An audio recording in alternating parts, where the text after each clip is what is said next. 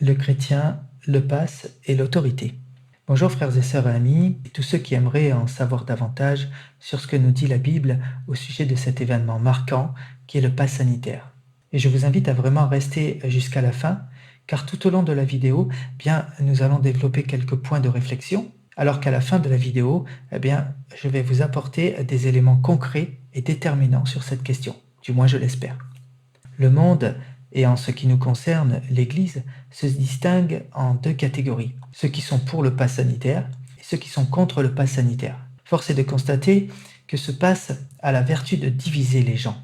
Je pense que vous avez dû le remarquer. Nous pouvons entendre dans les églises ou sur Internet des chrétiens qui veulent rester soumis aux autorités, car toute autorité vient de Dieu. En disant cela, ils n'ont pas tort. Et nous pouvons donc justement retrouver ces écrits dans Romains, chapitre 13 et le verset 1 que nous lirons. Que toute personne soit soumise aux autorités supérieures, car il n'y a point d'autorité qui ne vienne de Dieu, et les autorités qui existent ont été instituées de Dieu. Si on ne lit que le verset 1, effectivement, on peut penser que l'on doit être soumis en toutes choses aux autorités supérieures. Mais poursuivons, s'il vous plaît, avec le verset 3. Ce n'est pas pour une bonne action, mais c'est pour une mauvaise, que les magistrats sont à redouter. Veux-tu ne pas craindre l'autorité? Fais le bien, et tu auras son approbation. Ici, nous comprenons que être soumis aux autorités, c'est un rempart contre les mauvaises actions qui sont punies par la loi. Obéir à la loi, c'est ce qui va nous amener à faire le bien, justement. Le verset 5 appuie cette idée. Il est donc nécessaire d'être soumis non seulement par crainte de la punition, mais encore par motif de conscience.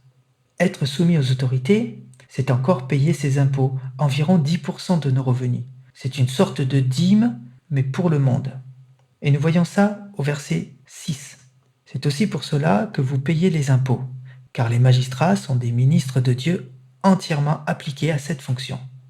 Les impôts sont une bonne chose, car elles vont permettre justement de payer des magistrats pour faire appliquer la loi, mais aussi d'améliorer notre environnement, payer une armée, etc. Cela contribue au bien de tous. Et si j'ai pris l'image de Pharaon, justement, chers amis, ce n'est pas un hasard, car Pharaon est aussi une autorité qui a été permise par Dieu, n'est-ce pas? Alors la question se pose, jusqu'à où cette autorité peut-elle aller?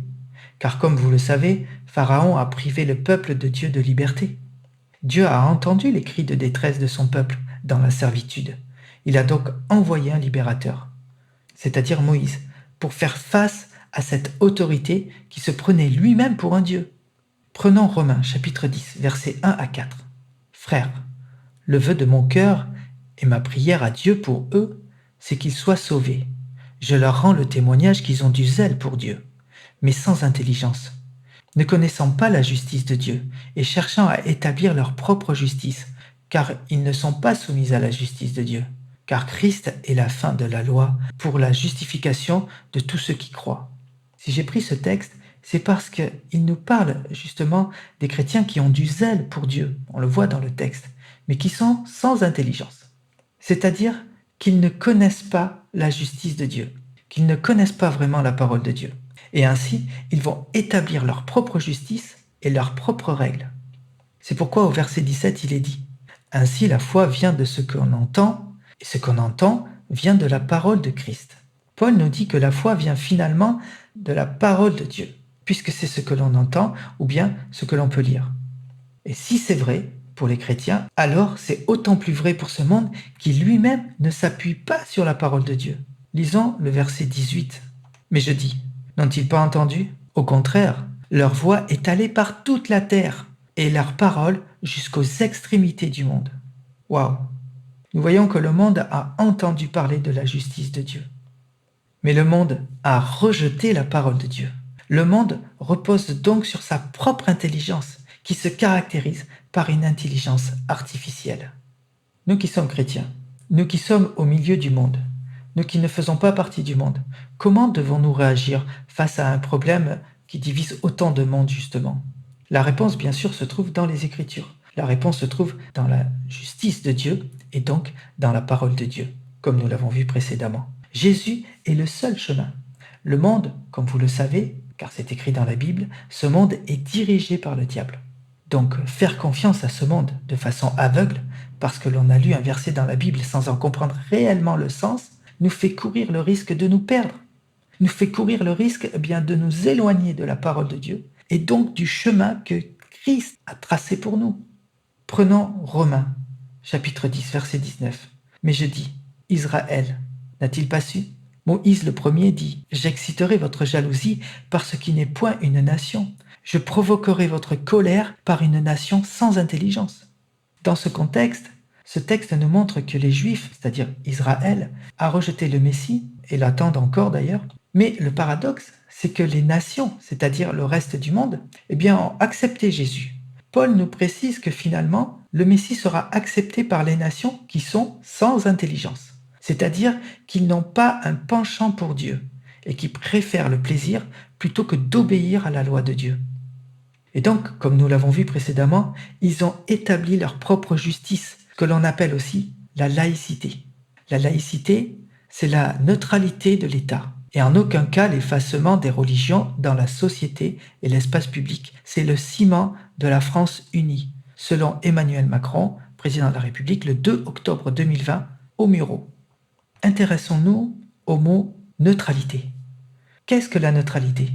La neutralité, c'est celui qui, dans un conflit, une discussion, un désaccord, etc., ne prend parti ni pour l'un ni pour l'autre. Synonyme, impartial, indifférent. Cette phrase d'Emmanuel Macron est finalement une phrase qui évoque des idées qui s'opposent d'elles-mêmes. Car ici, nous voyons que la neutralité de l'État, c'est finalement de ne pas s'engager vis-à-vis d'une religion. C'est finalement de rester indifférent face à une religion. Mais cette laïcité, en même temps, permet l'existence de toutes les religions, finalement. L'État vous autorise à avoir une religion, à avoir des convictions, mais à condition de ne pas en parler, que ce soit dans votre travail ou à l'école, au risque même d'être licencié ou de perdre votre emploi, ou de se faire envoyer de l'école. Et oui, on en est là, une nation sans intelligence. Cette intelligence dont parle la Bible, cette intelligence dont parle Paul dans la parole. Le Seigneur pourrait nous dire, vous me direz Seigneur, Seigneur, mais vous ne vous engagerez pas avec moi. Vous ne prendrez pas vraiment parti pour moi. Si je voulais utiliser une parabole, je dirais que c'est un mariage polygame. Voyez-vous, où finalement on accepte plusieurs femmes, car on est dans l'indifférence. Vous voyez là où je veux en venir? La laïcité, au final, c'est un mari qui se dit tolérant envers ses nombreuses épouses, car il n'a pas su prendre parti ni pour l'une, ni pour l'autre, mais qui finalement ne leur donne pas le droit de parler dans sa maison, dans cet espace commun, voyez? Peut-être pourront-elles parler dans leur chambre en secret, ou dans la cuisine, qui sait? Quel bonheur d'avoir un mari tolérant, n'est-ce pas? Deux questions se posent alors, chers chrétiens. Êtes-vous polygame? Êtes-vous œcuméniste? Car c'est bien cela que l'Europe vous propose. Jusqu'à où peut-on aller dans la soumission à l'égard d'une nation qui a rejeté notre Dieu et qui est sans intelligence à l'égard de Dieu? De la même façon, quand on nous dit que la laïcité n'est en aucun cas l'effacement des religions. Voyons ce qu'il en est réellement avec un article qui est paru dans Libération en 2003 qui s'intitule « L'Union européenne et Dieu dans la Constitution ». Valéry Giscard d'Estaing, le président de la Convention, soucieux de ne pas heurter les tenants de la laïcité, s'est opposé à ce que la religion figure dans le corps même du texte afin de ne pas lui donner une portée juridique trop grande. Par exemple, la référence aux valeurs religieuses ne risquerait-elle pas, un jour, de justifier un recours juridictionnel pour obtenir l'interdiction de l'avortement en Europe? D'où le souci de noyer la référence religieuse dans le second paragraphe du préambule. Nous voyons ici une volonté délibérée d'effacer la religion et le nom de Dieu dans l'Union européenne afin d'établir leur propre justice, c'est-à-dire le droit à l'avortement, le mariage pour tous, le droit au blasphème par exemple, etc. C'est finalement à la demande insistante du président Chirac que la référence aux racines chrétiennes de l'Europe fut finalement retirée en 2004 du projet de préambule de la Constitution européenne. Cela n'empêchait cependant pas le président Chirac de rappeler l'héritage chrétien de la France et de l'Europe. Le 14 août 2004, alors que le couple présidentiel accueillait Jean-Paul II à l'aéroport de Tarbes et Lourdes. Il avait ainsi exprimé son plaisir de recevoir pour la 7e fois le pape en France. En résumé, la laïcité a une figure d'hypocrite. Vous voyez, la laïcité n'est pas le sujet de cette vidéo, mais elle nous montre comment les nations européennes, sans intelligence du point de vue biblique, ont rejeté Christ de façon sournoise, vous voyez. J'aimerais m'attarder quelques instants sur cette hypocrisie, en faisant le rapprochement avec le port du masque sur cette crise politico-sanitaire. Le port du masque, dans sa symbolique, se rapporte à une mascarade. Regardons ensemble comment le dictionnaire Larousse définit le mot mascarade. Premièrement, il s'agit d'une réunion ou un défilé de personnes qui est déguisé ou masqué. Deuxièmement, déguisement étrange, accoutrement ridicule. Et troisièmement, comédie hypocrite, mise en scène trompeuse. Je ne sais pas pour vous, mais pour moi, c'est tout à fait clair. Nous sommes vraiment dans cette symbolique d'une comédie hypocrite et d'une mise en scène trompeuse de ce gouvernement qui veut nous tourner en ridicule si l'on ne veut pas se soumettre à leurs idées sur la gestion de la crise qui s'est révélée à plusieurs reprises inefficace. Pour rester dans la symbolique, il y a toujours quelque chose qui se cache derrière un masque, soyez-en sûrs. Prenons Matthieu chapitre 23, verset 13. « Malheur à vous, scribes et pharisiens hypocrites, parce que vous fermez aux hommes le royaume des cieux. Vous n'y entrez pas vous-même, et vous n'y laissez pas entrer ceux qui veulent y entrer. » Jésus traite les pharisiens d'hypocrites, c'est tout à fait clair. Mais regardons dans le Strong ce que désigne le mot hypocrite. Définition de hypokrites. Premièrement, quelqu'un qui répond, qui réplique, un interprète. Deuxièmement, un acteur, un joueur de théâtre. Troisièmement, celui qui dissimule, un prétendant, un hypocrite. Voilà ce que signifie le mot hypocrite. Donc nous voyons par la définition de hypokrites que Jésus traite les pharisiens finalement d'acteurs. Il les accuse de jouer un rôle, de se cacher derrière un masque, se prétendant religieux derrière de bonnes apparences, mais au final, pas être sincère. Chaque média aujourd'hui a sa propre coloration, sa propre orientation politique. Il ne vous a pas échappé que tous les médias à la télévision sont là pour soutenir le plan du gouvernement. Un seul message, une seule pensée, faites-vous vacciner à tout prix. Il n'y a plus de contre-pouvoir mis en place pour vraiment débattre. Il suffit de regarder BFM TV, par exemple, pour s'apercevoir au bout de 5 minutes que les invités qui s'opposent aux idées du gouvernement sont tout de suite mis à mal par un présentateur qui prend réellement parti dans le débat, ainsi que ses invités qui le soutiennent. Nous sommes devant un combat de catch à 3 ou 4 contre 1, la plupart du temps. Et il est aussi ahurissant de voir combien les invités n'ont même pas le temps de finir leurs propos et se font couper la parole lorsqu'ils ne vont pas dans le sens du gouvernement.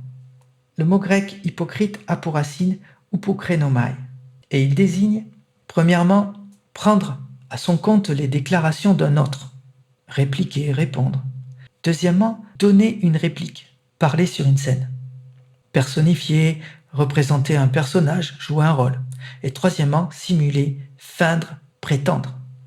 Nous voyons que ces gens sont ici pour prendre à leur compte les déclarations d'un autre, c'est-à-dire le président de la République, qui se dit démocrate, mais qui au final prend ses décisions seul, sans tenir compte du peuple, ce qui est l'inverse de la démocratie, mais qui s'apparente plus à une dictature. Dictature, je vous rappelle la définition. Régime politique dans lequel le pouvoir est détenu par une personne ou par un groupe de personnes, qui l'exerce sans contrôle de façon autoritaire.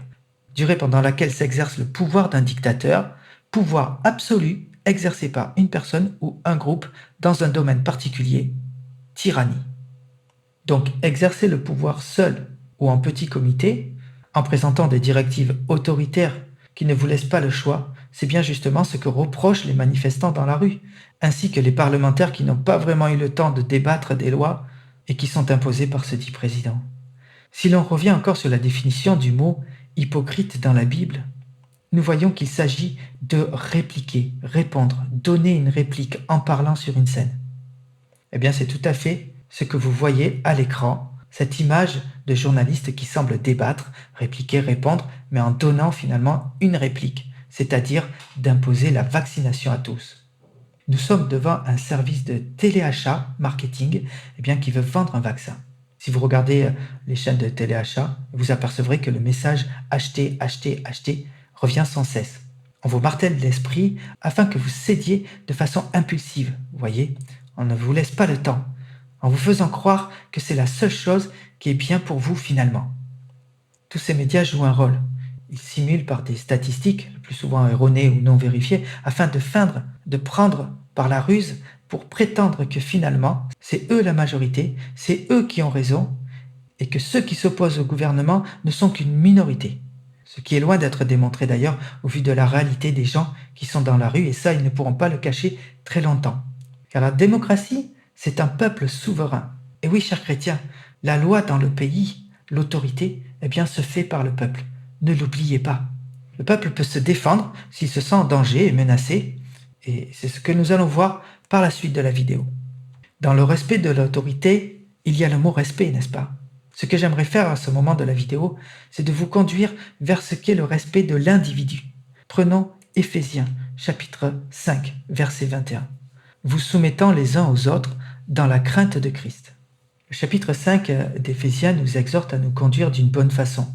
Je ne l'ai pas noté ici, mais si vous reprenez tout le chapitre 5, vous verrez qu'au verset 1, il est écrit « En devenant des imitateurs de Dieu, comme des enfants bien-aimés, dans la charité et dans l'exemple de Christ. » Il nous exhorte donc à être dans la soumission les uns envers les autres.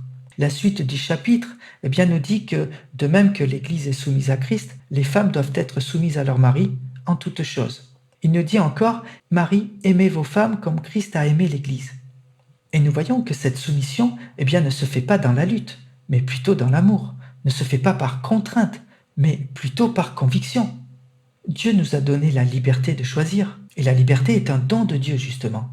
Dieu ne veut pas que l'on vienne à lui parce que l'on n'a pas le choix. Dieu veut qu'on lui obéisse, qu'on lui soit soumis parce qu'on aime notre Créateur et que nous savons bien que tout ce qu'il fait et tout ce qu'il nous demande est bon pour nous. Dieu n'est pas un dictateur. Il ne nous force pas, il ne nous oblige pas. Mais il aimerait bien sûr que tout le monde soit sauvé. Il a mis devant nous le bien et le mal. Il t'appartient de choisir. Nous avons vu que le monde ne connaît pas la justice de Dieu. Ce monde a choisi de ne pas se soumettre à Dieu et applique donc sa propre justice. Et bien que nous, chrétiens, nous sommes au milieu du monde, nous ne devons pas faire partie du monde lorsque ce monde attaque nos libertés individuelles. Nous pouvons être de bons citoyens dans le respect des lois, mais nous devons garder ce que Dieu nous a donné, à savoir sa justice. C'est pourquoi j'aimerais vous lire ce qui est écrit toujours dans ce même chapitre, du verset 6 à 14, et vous allez comprendre. Que personne ne vous séduise par de vains discours, car c'est à cause de ces choses que la colère de Dieu vient sur les fils de la rébellion. N'ayez donc aucune part avec eux. Autrefois, vous étiez ténèbres, et maintenant vous êtes lumière dans le Seigneur. Marchez comme des enfants de lumière, car le fruit de la lumière consiste en toutes sortes de bonté, de justice et de vérité. Examinez ce qui est agréable au Seigneur, et ne prenez point part aux œuvres infructueuses des ténèbres, mais plutôt condamnez-les.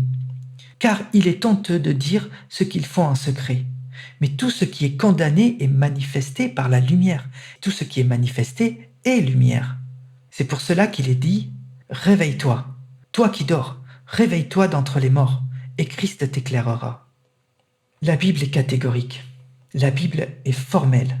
Ces fils de la rébellion, ces fils qui n'ont pas choisi la justice de Dieu, font des choses en secret. Et elle nous le dit au verset 12, qu'il est honteux de dire ce qu'ils font en secret car ces choses sont horribles.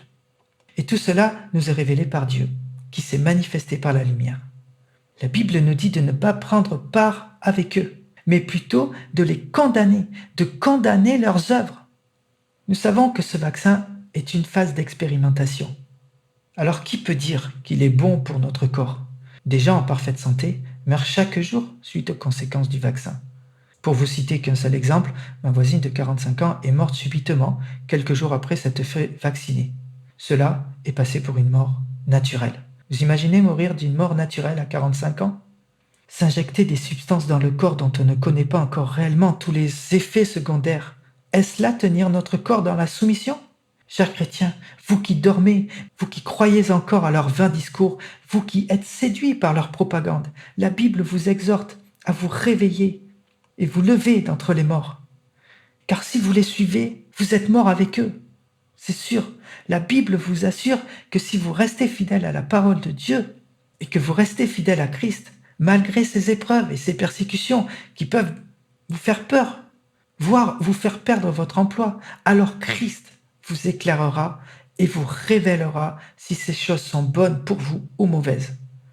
Je ne vous dirai pas ici si vous devez ou non vous faire vacciner. Je pense qu'il appartient à chacun de choisir. Mais je veux vous donner quelques pistes bibliques pour ceux qui auront encore du mal à y voir clair dans ces eaux troublées par les puissances maléfiques. Non, je ne tomberai pas dans le piège qu'a tendu le gouvernement de nous diviser sur ce choix.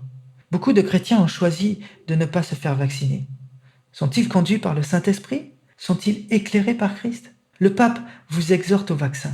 Cela pourrait-il constituer un indice quand on sait que le faux prophète travaille pour le gouvernement de l'Antichrist? Ne tombez pas dans le mensonge de ces autorités. Ils cherchent à vous tromper en disant « Je suis la loi », mais la loi, c'est Dieu. Vous devez avant tout obéir à Dieu, car il est au-dessus des autorités, vu que c'est lui qui les a placées. Il est au-dessus de Pharaon. Donc, voici la déclaration des droits de l'homme qui a été présentée aux représentants du peuple français. Voici la loi, en quelque sorte, voici vos droits. Comme vous pouvez le voir, c'est assez frappant. Le monde a calqué sa loi à la ressemblance des tables de la loi qui ont été données par Dieu à Moïse. Si nous regardons au-dessus de la déclaration des droits de l'homme et du citoyen, qui est le respect et la soumission des uns envers les autres, nous constatons un triangle avec un œil en son centre. Ce symbole est bien sûr un symbole occulte que les francs-maçons ont pris pour eux. Il s'agit ici d'un semblant de bien qui se base sur des divinités occultes. Regardons donc ce que signifie ce triangle avec l'œil.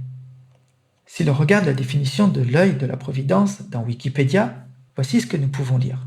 L'œil de la providence ou l'œil omniscient est un symbole montrant un œil entouré par des rayons de lumière et habituellement dans la forme d'un triangle.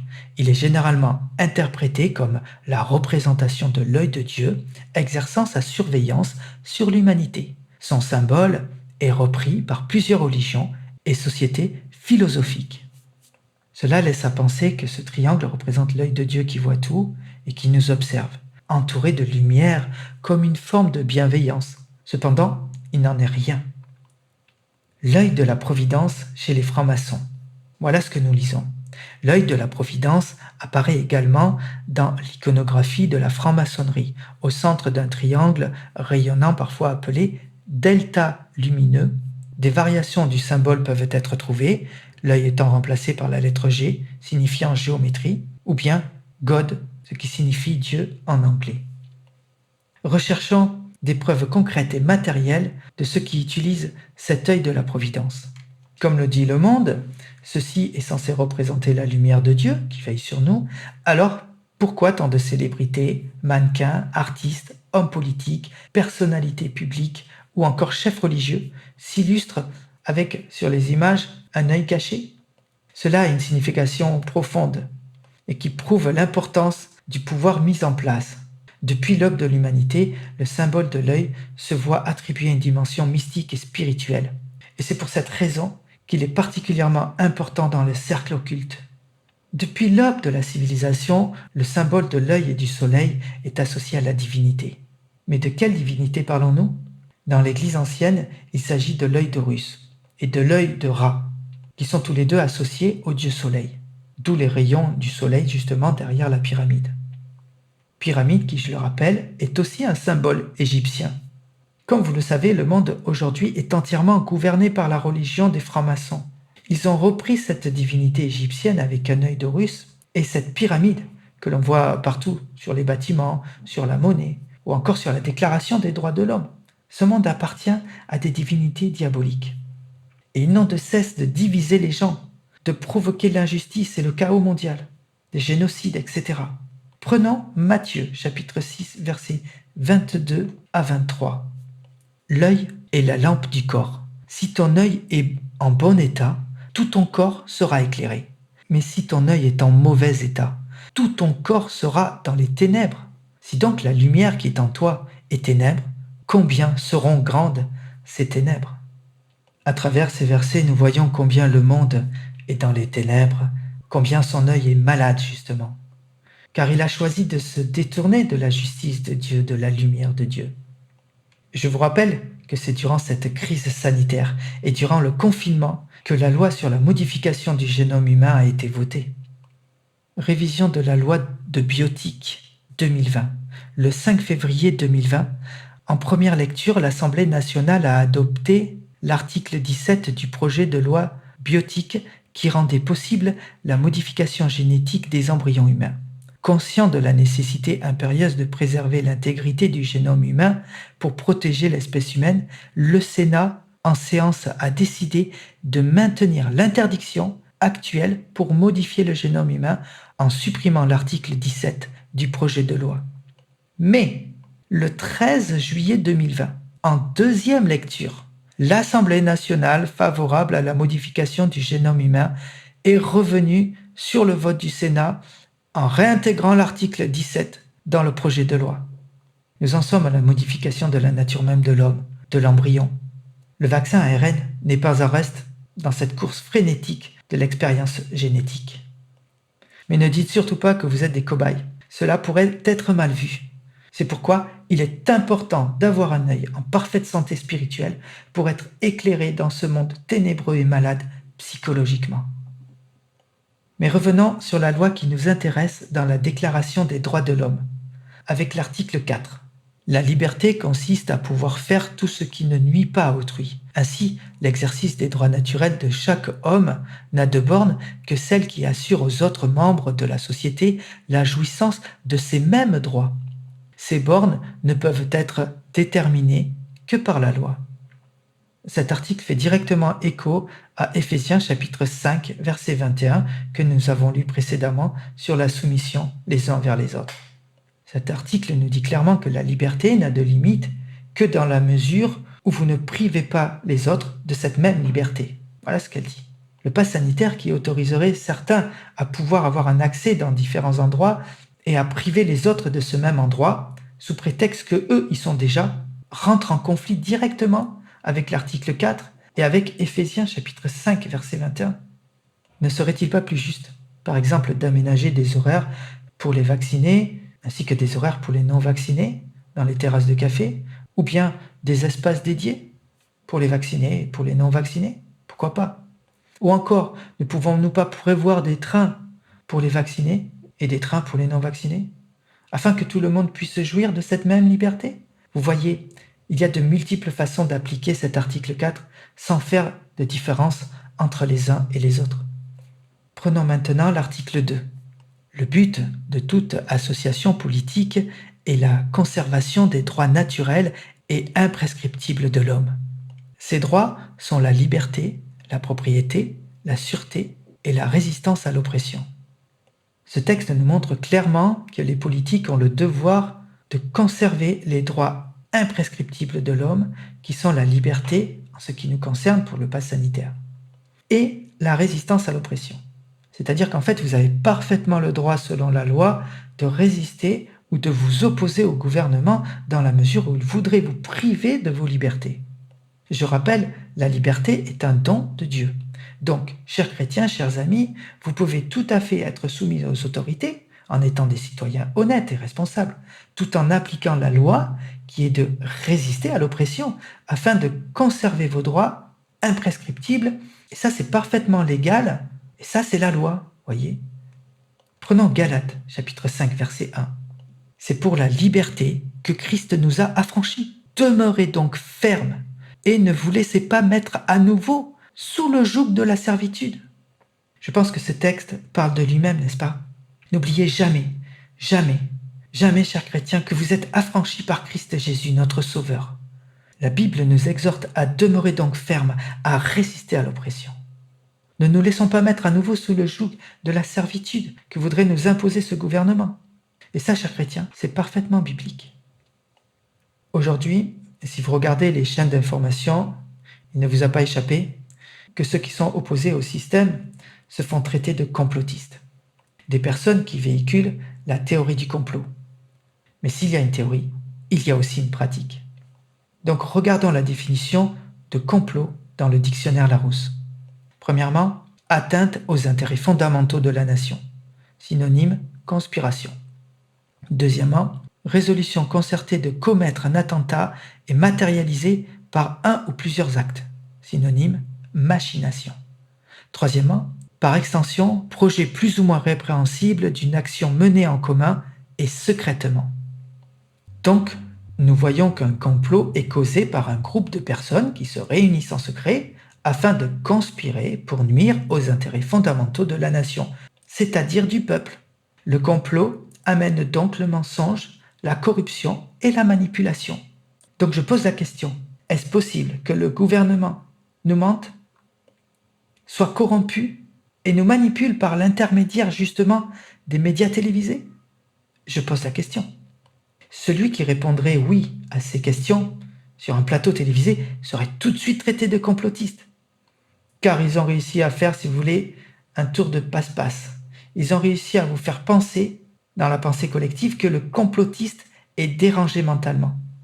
Eh bien, c'est ainsi que le piège va se refermer. Car comment voulez-vous défendre une idée par quelqu'un qui est dérangé mentalement? Vous voyez où ils en sont? Mais il n'en est rien, chers chrétiens. Ceci est de la manipulation, car le complot existe depuis la nuit des temps. Eh oui, le diable n'a-t-il pas comploté en secret contre Dieu dans le jardin d'Éden? Croire au complot est un signe de bonne santé mentale et spirituelle, je vous le dis. Regardons Éphésiens chapitre 6, verset 12. Car nous n'avons pas à lutter contre la chair et le sang, mais contre les dominations, contre les autorités, contre les princes de ce monde des ténèbres, contre les esprits méchants dans les lieux célestes.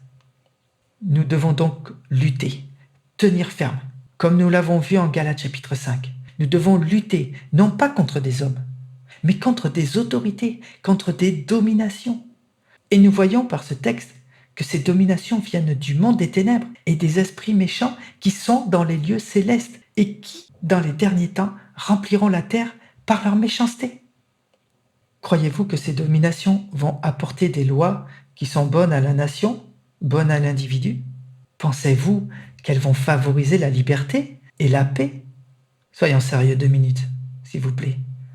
Voulez-vous encore être soumis à ces autorités qui, comme le texte le dit, viennent des princes de ce monde des ténèbres et viennent de ces esprits diaboliques et sataniques? Le chrétien sait par la parole de Dieu qu'un nouvel ordre mondial va instaurer le système de l'Antichrist. Ce système gouverné par Satan va agir dans l'ombre et il le fait déjà. Prenons Daniel chapitre 7, verset 25. Il prononcera des paroles contre le Très-Haut. Il opprimera les saints du Très-Haut et il espérera changer les temps et la loi. Les saints seront livrés entre ses mains pendant un temps, des temps et la moitié d'un temps.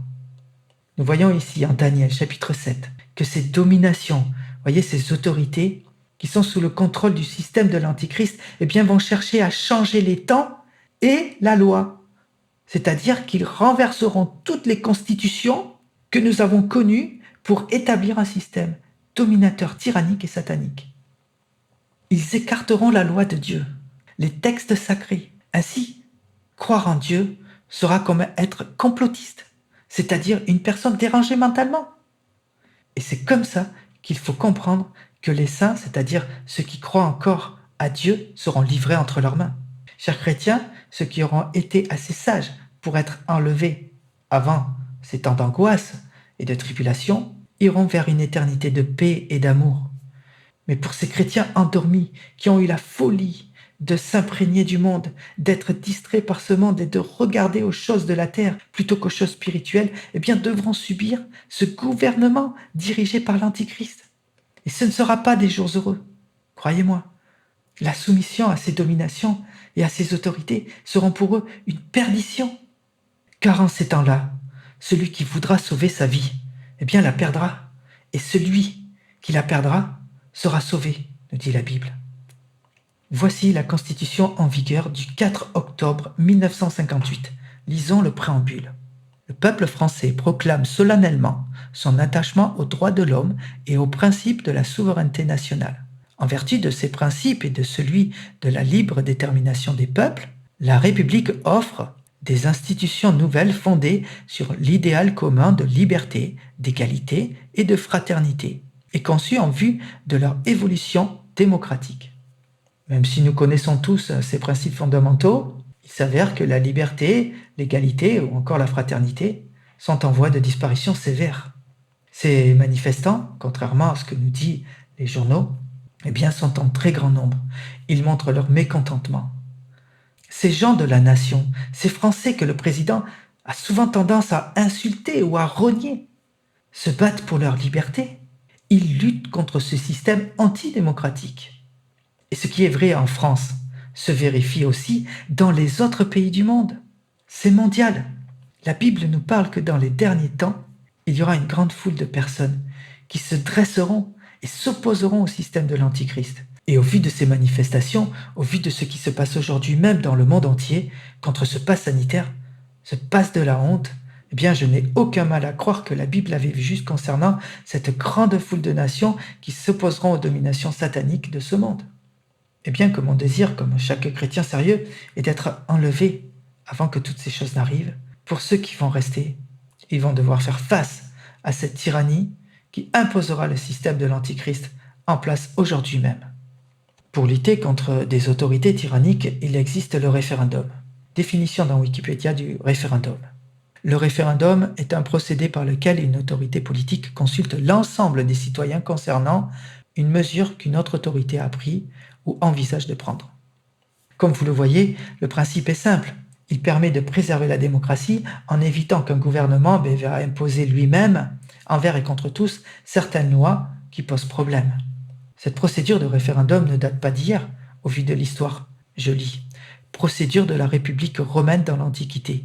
Sans rapport avec le césarisme, volonté d'imposer le pouvoir personnel d'un homme fort, reste à l'origine de nombreuses critiques contre le référendum.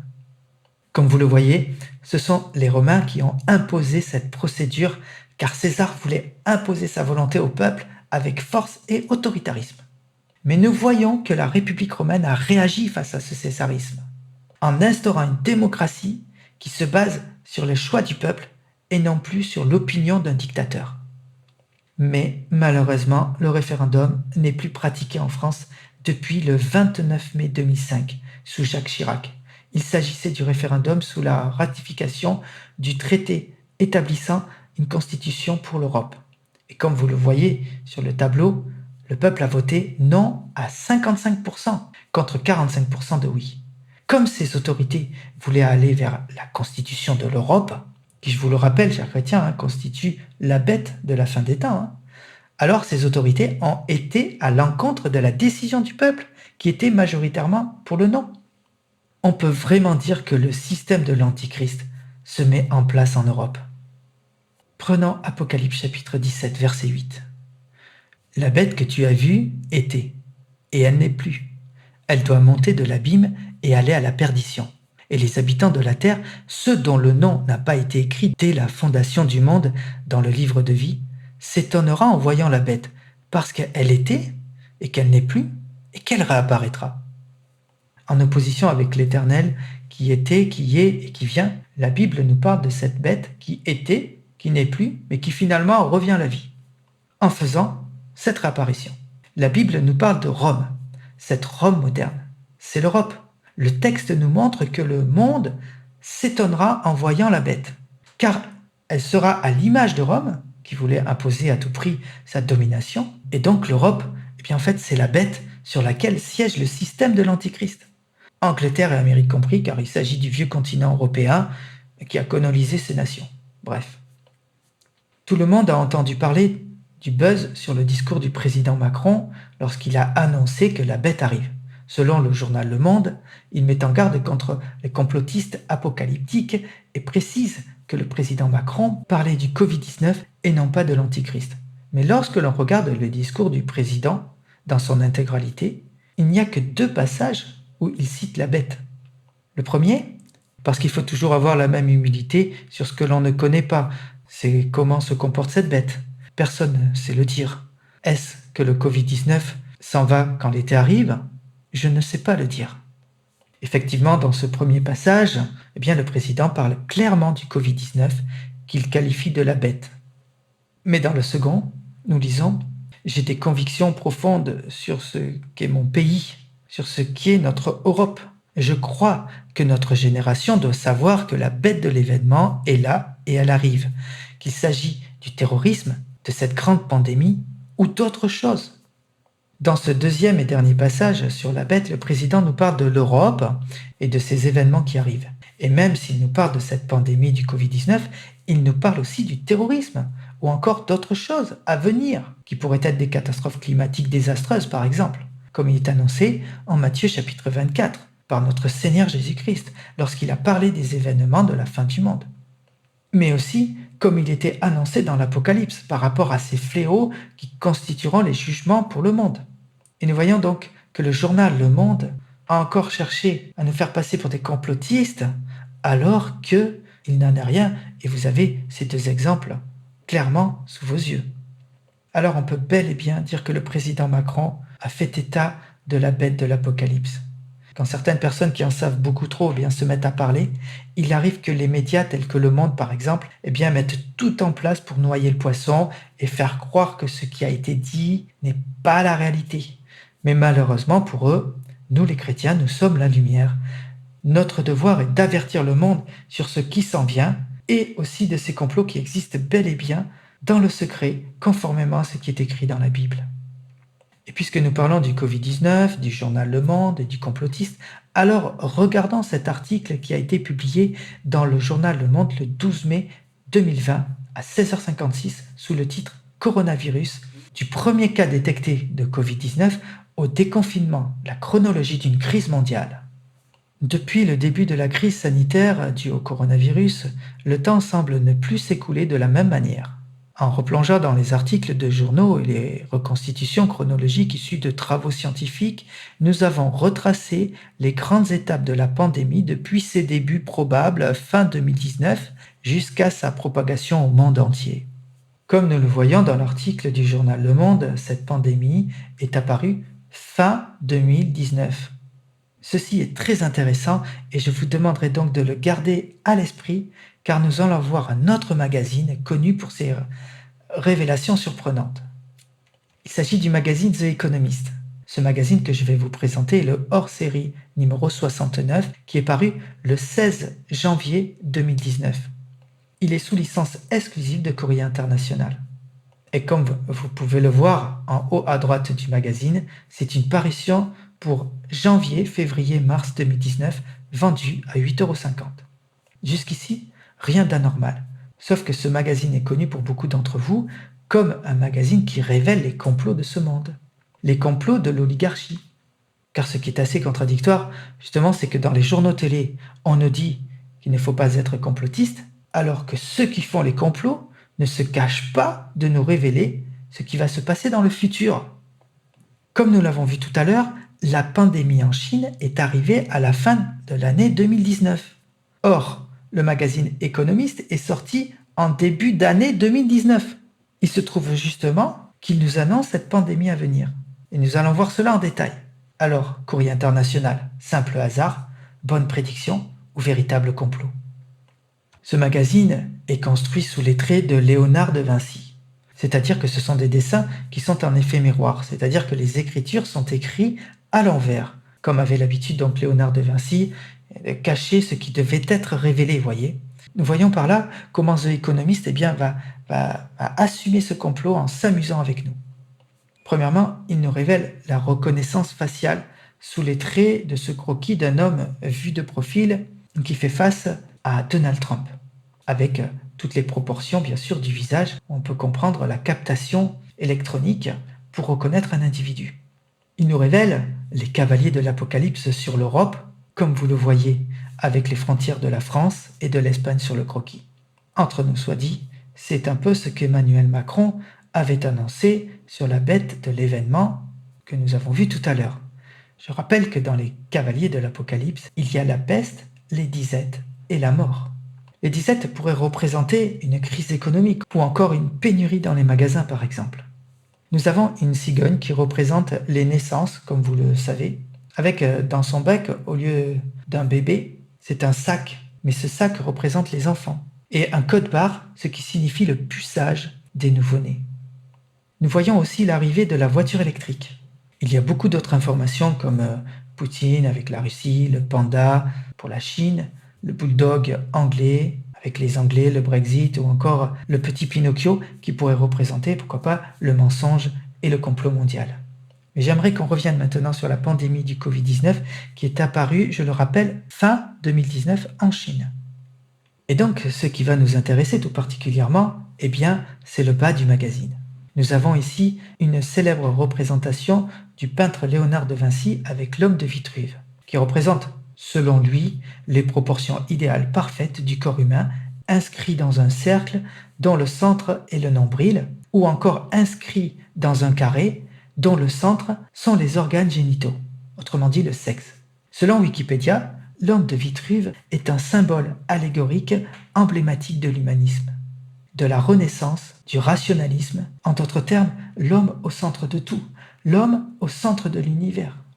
Regardons ce que signifie vraiment ce mouvement rationalisme du cercle des Lumières, de ce monde des Lumières soi-disant. Le rationalisme est la doctrine qui pose les raisons discursives comme seule source possible de toute connaissance du monde. Autrement dit, la réalité ne serait connaissable qu'en vertu d'une explication par les causes qui la déterminent et non par la révélation divine. Ainsi, le rationalisme s'entend de toute doctrine qui attribue à la seule raison humaine la capacité de connaître et d'établir la vérité. Autrement dit, le monde se base sur ce qui est rationnel. Et pour eux, la vérité ne vient que par des choses que l'on peut comprendre, que l'on peut expliquer, et non par des choses que l'on ne voit pas, qui pourraient être d'une révélation divine, c'est-à-dire la Bible. Disons-le clairement, ils rejettent la parole de Dieu, ainsi que la foi, car la foi est basée sur les choses que l'on ne voit pas justement, et que l'on ne peut pas forcément expliquer. Ainsi donc, ils placent l'homme à la place de Dieu, ce qui n'est pas sans vous rappeler justement le péché originel qui a conduit le monde là où nous en sommes. Car Adam et Ève voulaient justement pouvoir se passer de Dieu et savoir pour eux-mêmes ce qui est bon ou ce qui est mauvais. Mais regardons en détail cet homme idéal selon le monde. Et quels sont les objets qui l'entourent concernant la pandémie mondiale? Premièrement, nous observons en bas à gauche un croquis de pangolin.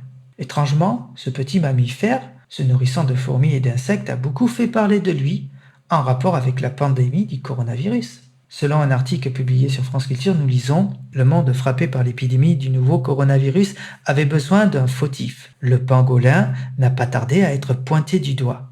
À y regarder de plus près, pourtant, il semble que les responsabilités soient plus partagées. » L'article poursuit en montrant que le SARS-CoV-2 est une combinaison de deux virus différents, celui de la chauve-souris et celui du pangolin. De quoi, effectivement, susciter un malaise et beaucoup de questions concernant ce virus. Pourquoi le magazine The Economist, paru en début d'année 2019, va nous parler d'un pangolin, sachant qu'il sera le responsable et porteur du coronavirus de l'épidémie de la fin de l'année 2019 en Chine? Mais poursuivons, si vous le voulez bien, avec le tableau de Artemisia. Ce tableau, a priori, n'a l'air de rien. Seulement, si vous tapez Artemisia sur Google, vous serez directement renvoyé au coronavirus. Voici ce que nous lisons. Qu'est-ce que Artemisia et pourquoi l'OMS, etc. L'Artemisia, plante miracle vraiment? Communiqué de l'Académie Artemisia et Covid-19? Et encore, Artemisia, la plante miracle, agit sur le Covid-19. C'est incroyable. Nous voyons donc que l'artémisia est une plante miracle qui a un rapport avec le traitement du Covid-19. Voici de quoi susciter encore une autre question. Qu'est-ce que fait l'artémisia dans l'article The Economist paru en début d'année 2019, c'est-à-dire bien avant la pandémie mondiale que l'on connaît tous? Tout simplement parce que cette plante est une plante qui guérit le paludisme. Il semblerait qu'elle peut s'avérer très efficace contre le Covid-19, selon les observations de l'éminent professeur Raoul, mais pas que. Voici ce qui est écrit dans un article. L'artémisia, plante miracle vraiment. Depuis plusieurs années, un débat portant sur l'efficacité contre le paludisme de divers produits non pharmaceutiques à base d'artémisia agite la communauté scientifique. Il fait son retour avec l'épidémie du Covid-19. Donc voici cette question fondamentale.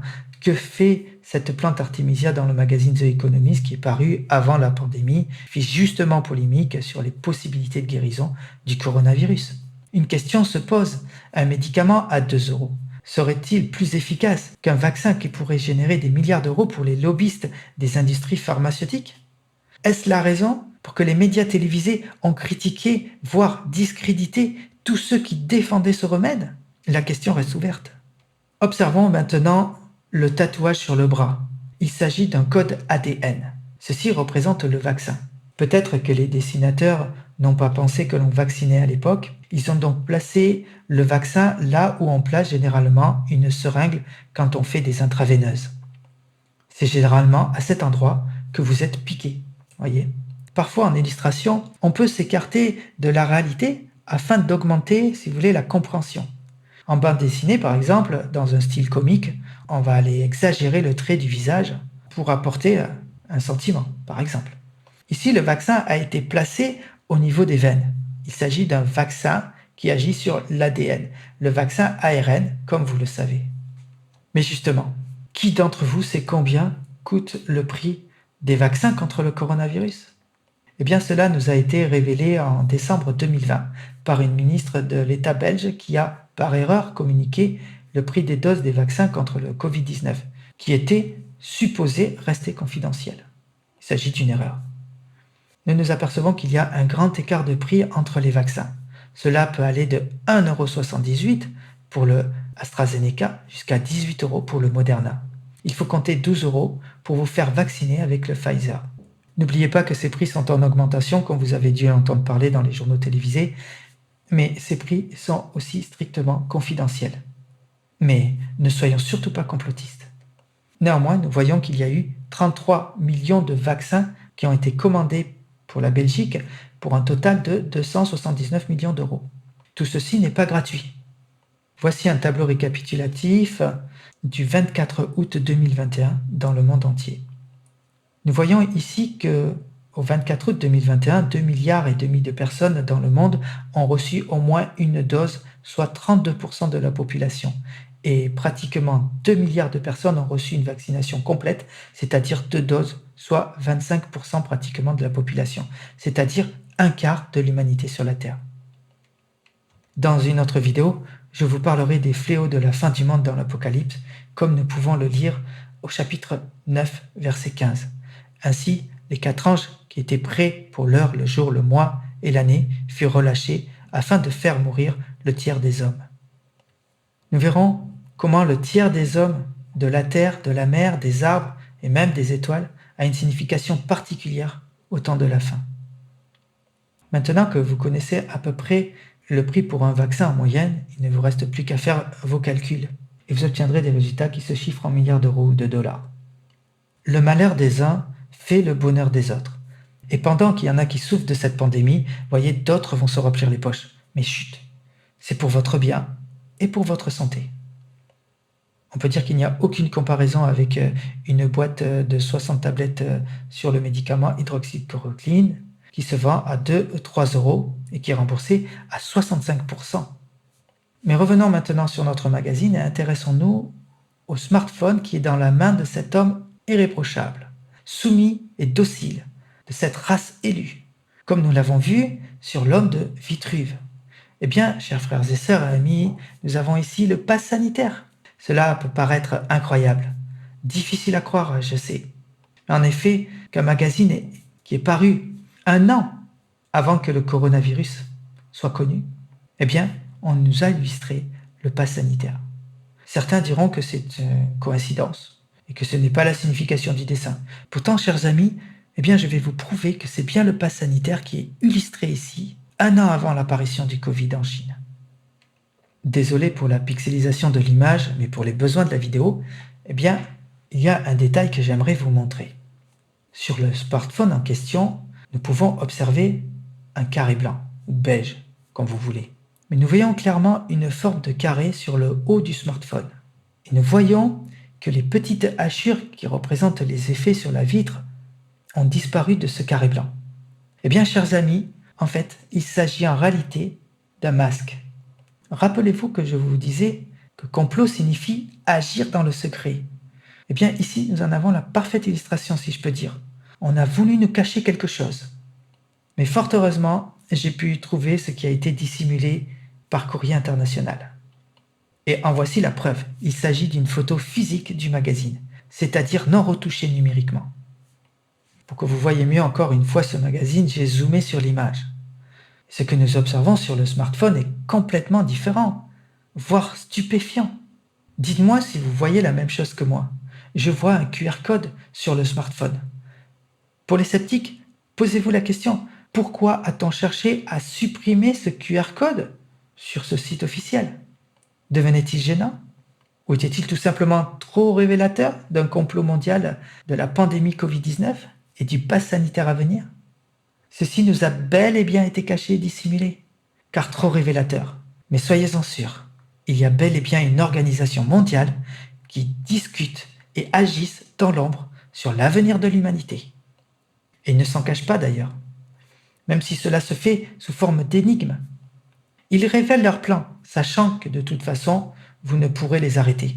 Comme a dit très justement un certain Nicolas Sarkozy lorsqu'il était président de la République française, personne, je dis bien personne, ne pourra s'opposer à ce gouvernement mondial, donc à ce système de l'Antichrist. Et ceci est parfaitement décrit dans la Bible, comme nous l'avons vu précédemment. Voici la photo d'un QR code et du pass sanitaire. La ressemblance est frappante, n'est-ce pas? Et c'est exactement ce que tient l'homme de Vitruve, cet homme soumis, parfait, selon les autorités de ce gouvernement mondial. Car sachez-le, il n'y a qu'un seul esprit qui dirige ce monde. Il est le chef de ce monde. Il s'agit de Satan, l'opposant de Dieu. Et tous les gouvernements chercheront à instaurer un système de puçage mondial. La Bible le dit et le décrit comme la marque de la bête. Bien que ce pass sanitaire ne soit pas la marque de la bête, qui peut prétendre aujourd'hui qu'il ne pourra pas le devenir sous une forme plus évoluée? Une fois que l'Église sera partie, une fois que la lumière qui empêche les complots d'arriver à terme par la prière et les supplications, une fois que ce qui retient la bête de l'événement sera parti, alors qui peut dire ce qui arrivera de pire? Pour finir, j'aimerais vous laisser réfléchir sur ce que représente cette balance avec deux groupes d'individus. Les uns d'un côté, les autres de l'autre. Certains diront la famine, parce qu'ils ont vu une balance sur le cavalier qui décrit la famine. Mais ce qui était dans la balance, c'était des aliments. Mais ici, il s'agit d'un groupe d'individus, un groupe de personnes, ce qui signifie qu'on va peser les uns pour des gens bien et les autres pour des gens mauvais. Eh bien, chers amis, nous avons ici les conséquences du pass sanitaire illustré juste au-dessus. Nous avons ici l'iniquité vis-à-vis de la liberté de l'individu, avec les conséquences que cela engendre. L'accès aux denrées alimentaires de première nécessité, l'accès aux soins et à la santé, l'accès à l'art et à la culture, bref, le droit de vivre en homme libre est sérieusement remis en cause. Il y aura une séparation de ceux qui suivent l'homme de Vitruve, l'homme parfait soumis, et ceux qui ont décidé d'être prudents, de s'accorder du temps, de la réflexion et du temps de discernement. Chers amis, dans un monde où tout va si vite, où tout va trop vite, il est de plus en plus temps de prendre du recul. Si dans un magasin il y a un vendeur qui cherche à tout prix à vous presser pour acheter un produit, c'est qu'il y a un intérêt économique pour le magasin, soyez-en sûrs. Car un client qui veut réfléchir est souvent un client qui ne revient pas. Pour le vaccin, ce gouvernement agit de la même façon. Il cherche à tout prix à vous vendre ce vaccin sans que vous ayez l'occasion de réfléchir. Ce monde est devenu un monde où la réflexion est un délit. Cette vidéo n'a pas pour but d'être contre ceux qui se font vacciner ou pour ceux qui ne se font pas vacciner. Chacun est libre de choisir. Cette vidéo avait pour but de vous montrer quelques versets bibliques pour vous aider à la réflexion afin de ne pas céder à la pression.